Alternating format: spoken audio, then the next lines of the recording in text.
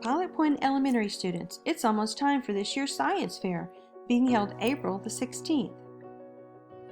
The purpose of this video is to help you with the scientific method. The scientific method is an organized plan for gathering, organizing, and communicating information. The goal of any scientific method is to solve a problem or to better understand an observed event. First up is observation. Observation is information you obtain with your senses. What do you see? The most direct way to gain knowledge about something in nature is to observe it. Your ability to observe can be extended by using tools such as microscopes, telescopes, thermometers, and rulers, and there are so many more tools you can use. What do you smell? Many times, scientists can identify the presence of a chemical, bacteria, or plant by its scent. Will your experiment include the sense of smell? What do you feel? Textures can be rough, smooth, bumpy, hard, or soft. Will your experiment maybe include the sense of feel or touch? How does it taste? Cells on the tongue register the sensations of sweet, salty, sour, and bitter.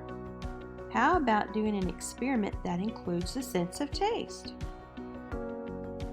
What do you hear? Scientists can record and identify sounds in an experiment. How cool would that be to do an experiment using a sense of hearing? The next step is making a question. After evaluating your observation, you ask a question.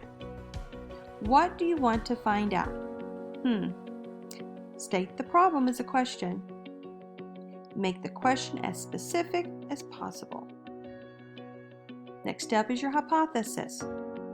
A hypothesis is a proposed answer to the question you formulated. Let's put on our thinking cap for this. A hypothesis is an educated guess at a possible answer to the question. So what do you think is the cause of the problem you are studying? State a logical answer to your question. This answer, which is your hypothesis, should give one possible explanation for the cause.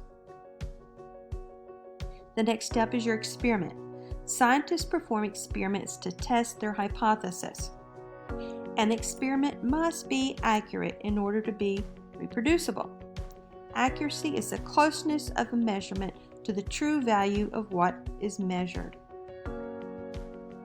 Procedures. The goal of an experiment is to test your hypothesis. So you will need to write a clear step-by-step procedures so that another person can repeat the same process.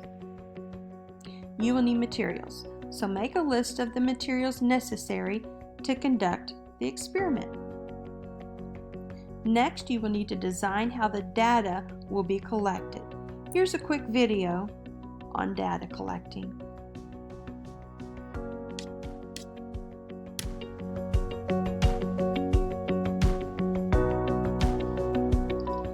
So, you've made a hypothesis and finished an experiment? Exciting! So now, how do you share your results? Scientists love graphs. But which kind of graph is best to showcase what you learned from your experiment? There's some cool options out there, and the first thing you need to do is to think about the kind of information you have. What are your inputs? What are your outputs? There's three main kinds of input. It could be time, like if you measured the temperature of water every 5 minutes. There's numerical, like if you measured the height of a catapult projectile at different distances away from the catapult. And there's categories, like if you measure the pH of different kinds of liquids. Once you know which kind of input you have, there's just one more question to ask yourself.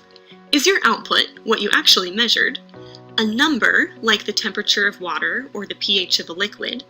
Or is it more like a tally of responses, like how many people preferred one scenario over another? Take a minute to think about your data from your experiment, and then pick the chart type that matches it. If your input is time, a line graph is a great choice. If your input is numerical, check out an XY scatter plot. If your input is different categories, try using a bar graph, a column chart, or a pictograph. If you have survey results or you want to show the percent of a whole, look at using a pie chart. Finally, if you want to show how survey results or the percent of a whole changed over time, check out a time-based area chart. The next step would be to evaluate. Do you see any trends or patterns in the data? Does the data support your hypothesis or prediction? Do you need more information? Finally, drawing a conclusion. State your conclusion based on your data. Your data should either support your conclusion or lead you to another hypothesis. After reviewing the data, you will be able to see the outcome of your scientific theory.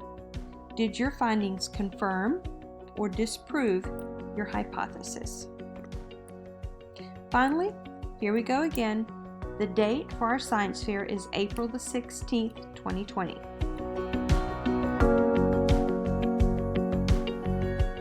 Pre-K through second grade students are encouraged to participate in the science fair. It's a wonderful opportunity to encourage creativity and critical thinking for your child. Projects will be completed at home and should explore the scientific method. Students need to bring their completed science fair projects to the school by 8:00 a.m. on Thursday, April the 16th, 2020 to be judged.